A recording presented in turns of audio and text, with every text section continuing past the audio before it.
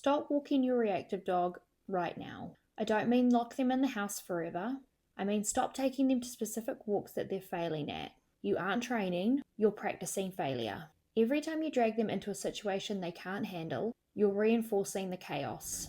Are you exhausted, frustrated, dreading every walk? It's not your fault. Being led by ineffective advice that ignores your dog at the end of the leash. Now we fix that. And if you're not already, hit the subscribe button below.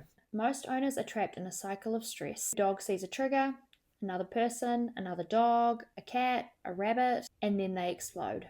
You pull, you apologize to the other person, and the leash becomes a symbol of tension and not connection. There's this industry lie that you don't have a good enough relationship with your dog, or you aren't positive enough. And this is nonsense. It ignores the biology of your dog and keeps you trapped in a vicious cycle. Now let's talk about real trust. Not the kind built on cookies, but built on clear, consistent leadership. I call it the policeman theory. Imagine walking down the street and you see someone. You decide to be an asshole that day and beat them up. After this, you spot a cop in his car. You think, oh shit. But he just sits there and does nothing. And you think, great, I got away with it. Weeks later, it's dark, walking home, and you come across a bunch of suspicious people. And understandably, you're nervous, but then you see a cop and you think, oh my god, I'm going to be fine. They're going to look after me. Then when you have a second look, you realize it's the exact same cop that let you beat up someone else. And how much confidence do you have in this policeman to look after you? Your dog is exactly the same. So if you can't hold them accountable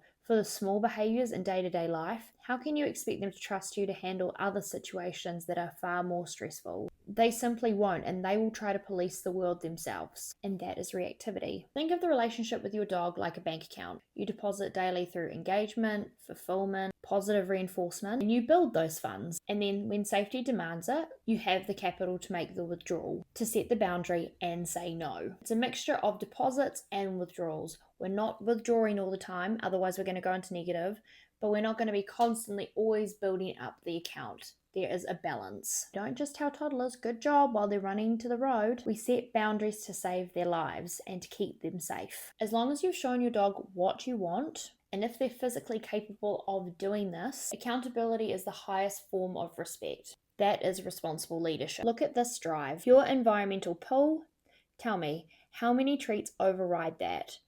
A bit of cheese won't stop a rabbit chase. That's like choosing a cookie over $2,000. Cookies are fine, but $2,000 is life-changing. We don't fight this drive, we channel it. But what do you do instead of stressful walks? You move the work. You stop fighting the environment and start winning in places your dog can actually cope. We replace the box-kicking street fights with high-value engagement in the areas that your dog can engage with you. You might want to start in quiet fields, car parks, and then slowly build on this as your dog gains more skills. We drain their biological tank where it's safe and don't overflow it where it's stressful. First, engagement. You must be more valuable than the environment. This isn't about bribing. It's about building a relationship where your dog chooses you. We start positive.